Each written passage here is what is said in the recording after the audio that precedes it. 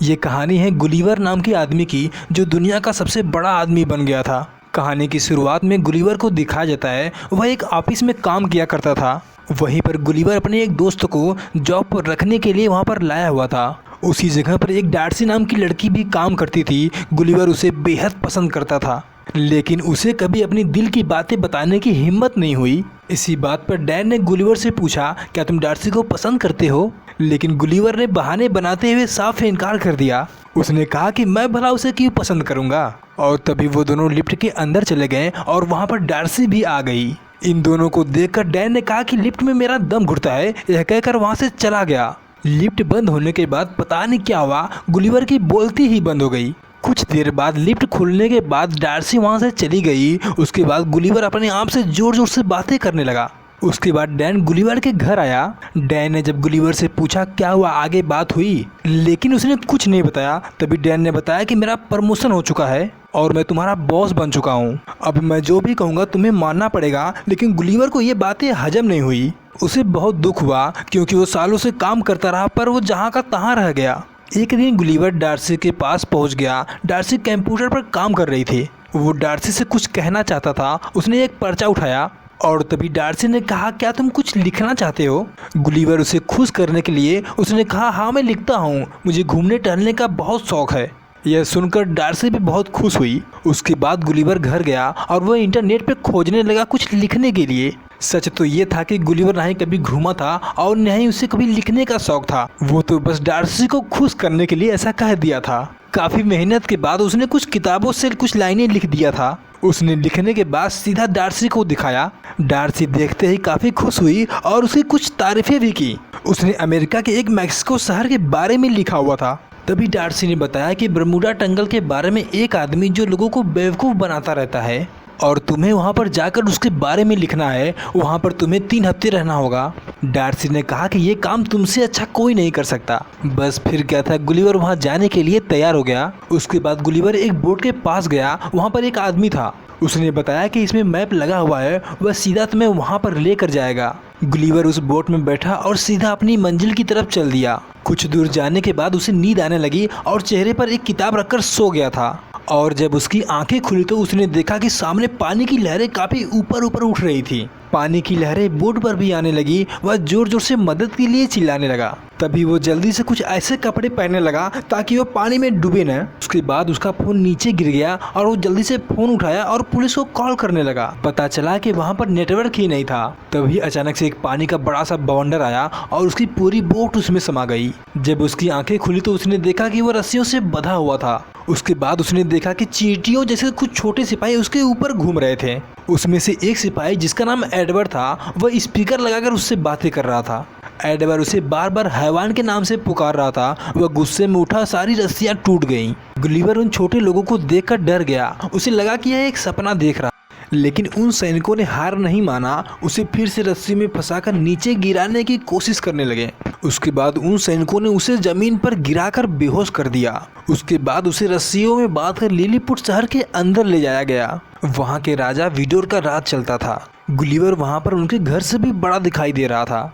Edward नाम के सिपाही ने उसे ले जाकर एक तहखाने में बंद करवा दिया और उसे खाने के लिए घास दे दिया। और उन लोगों ने कहा कि जल्दी से खा लो, तुम्हें बहुत काम करना है। तभी दीवार से एक और आवाज़ आई। तभी गुलिवर ने देखा कि एक आदमी और वहीं पर बंद किया गया था। उसने अपना नाम रिसु बताया और उन दोनों ने आपस में बातें की और एक अच्छी खासी दोस्ती भी हो गई। तभी पता चला कि वहाँ पर कुछ दुश्मनों ने हमला कर दिया है। वे सब राजकुमारी मैरी को अगवा करना चाहते हैं। उसके बाद एडवर्ड जब गुलिवर को लेकर वहाँ पर पहुँचा, उसने देखा कि उन दुश्मनों ने राजकुमारी मैरी को वहाँ से लेकर जाना चाहते थे।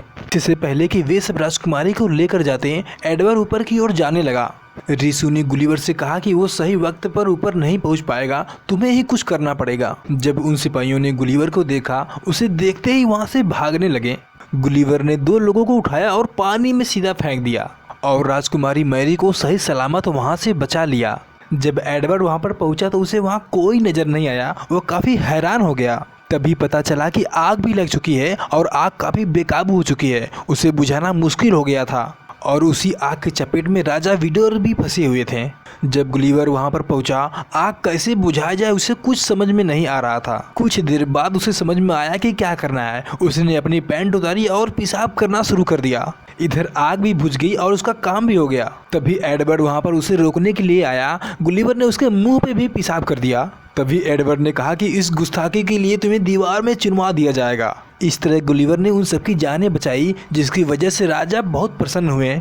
उसके लिए राजा ने उसे एक शानदार पार्टी भी दी और राजा ने उससे बातें भी की। राजा ने पूछा, तुम कहाँ से आए हो? गुलिवर ने बताया कि अमेरिका के न्यूयॉर्क शहर से मैं आया हूँ।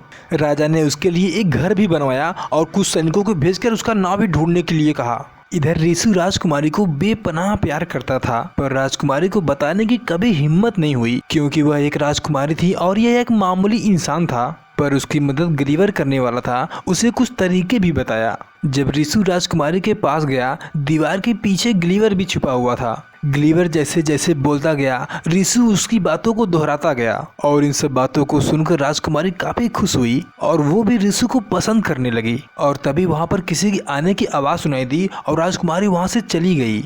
जब मैरी अपने रूम में गई तो उसने देखा कि एडवर्ड वहां पर आ गया था। एडवर्ड मैरी से शादी करना चाहता था और राजा भी यही चाहते थे, पर मैरी उसे बिल्कुल पसंद नहीं करती थी। और इधर कुछ सिपाहियों ने गुलिवर की नाव को ढूंढ लिया था और जल्द ही राजा को सूचना देने वाले थे। और जल्द ही एडवर्ड गुलिवर के पास आया। उसने बताया कि तुम्हारी नाव मिल चुकी है और तुम घर जा सकते हो। जब वो सभी वहां पर पहुंचे तो उसने देखा कि नाव पूरी टूट चुकी थी, पर हैरानी की कोई बात नहीं थी। उन सिपाहियों ने बताया कि हम इस नाव को बना सकते हैं। कुछ सिपाहियों ने उसके फोन को अपने हाथों से स्लाइड किया। एक सिपाही तो भाला लेकर उसके कोका कोला को छेद कर दिया, पर कोका कोला का फोर्स इतना तेज था कि कुछ दूरी पर जाकर गिरा। जब गुलिवर ने अपना फोन उठाया तो उसने देखा कि डार्सी के कई मैसेजेस आए हुए थे। उसमें लिखा हुआ था कि तुमने आर्टिकल्स कहीं पर चुरा कर लिखे हुए थे, तुमने मुझसे झूठ बोला है और तुम अपनी शक्ल मुझे मत दिखाना। इतना पढ़ते ही गुलिवर काफी दुखी हो गया। और लास्ट मैसेज ये भी लिखा हुआ था कि डार्सी भी वहाँ आने वाली है। इधर एडवर्ड चाहता था कि गुलिवर वहाँ से जल्द चला जाए,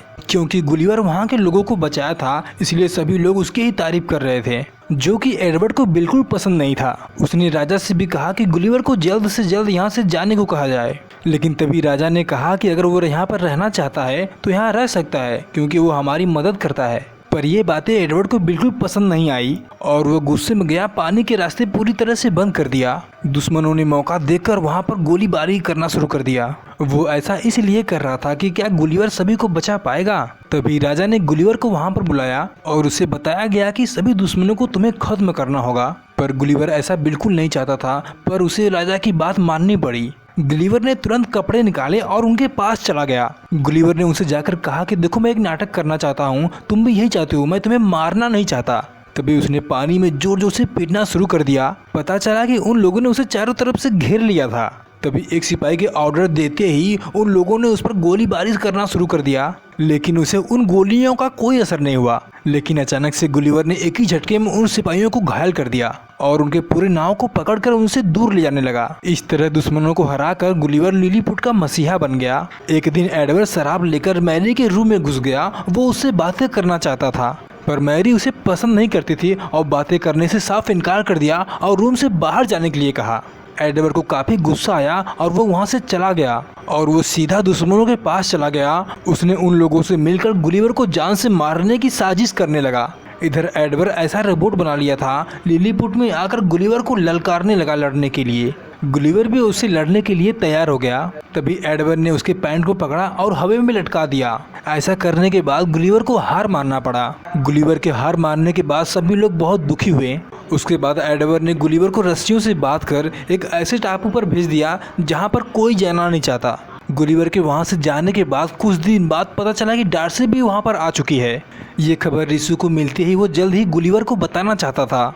इधर जब गुलिवर की आंखें खुली तो उसने अपने आप को बिस्तर पर सोया हुआ पाया। वह जब उठकर शीशे में देखा तो वह एक लड़की का ड्रेस पहना हुआ था। वह अपने आप को देखकर काफी हैरान हो गया। तभी उसने देखा कि उसका पूरा घर हिलने लगा और उसके सामने एक बड़ी सी लड़की दिखाई दी। उस लड़की के सामने गुलिवर एक चींटी जैसा दिख रहा था और तभी उस लड़की ने दूध का बॉटल उसके मुंह में घुसा दिया और उसे जबरदस्ती दूध पिलाने लगी। मौका देखकर रिसु गुलिवर के पास चोरी से पहुंच गया और उसने बताया कि एडवर्ड लिलीपुट को अपने कब्जे में कर लिया है। उसने बताया कि न्यूयॉर्क से डार्सी नाम की लड़की आई है। गुलिवर इतना सुनते ही तुरंत तैयार हो गया चलने के लिए। जब गुलिवर वहां पर पहुंचा तो उसने देखा कि डार्सी को तहखाने में बंद करके रखा हुआ था। एडवर्ड ने राजा विडोर को भी बंद करके रखा हुआ था। इधर एक बार फिर से एडवर्ड और गुलिवर में लड़ाई होने वाली थी। गुलिवर ने लड़ने से पहले एडवर्ड से एक शर्त रखा। उसने कहा कि अगर तुम हार जाओगे तो लिलीपुट फिर से आजाद हो जाएगा। जब उन दोनों में लड़ाई होने लगी तभी एडवर्ड ने उसे बिजली के झटके दे दिया और वो नीचे गिर गया, जिसकी वजह से गुलिवर हमेशा कमजोर पड़ जा रहा था। इधर रिसु ने उसकी मदद करने के लिए एडवर्ड के अंदर घुस गया और बिजली का वायर उखाड़कर फेंक दिया। जब एडवर्ड उसे फिर से झटके देने की कोशिश किया तो वो काम ही नहीं कर रहा था। इसके बाद गुलिवर मौका देखते ही उसे मारने लगा और अंत में उसे हरा दिया। लिलीपुट के सभी लोग गुलिवर से बहुत खुश हुए। इधर डार्सी भी उसे अंदर ही अंदर पसंद करने लगी थी। इधर रिसु और मैरी भी एक दूसरे से मिल गए। इसके बाद डार्सी और गुलिवर अपने घर की तरफ चल दिए। वीडियो पसंद आए तो लाइक और सब्सक्राइब करें।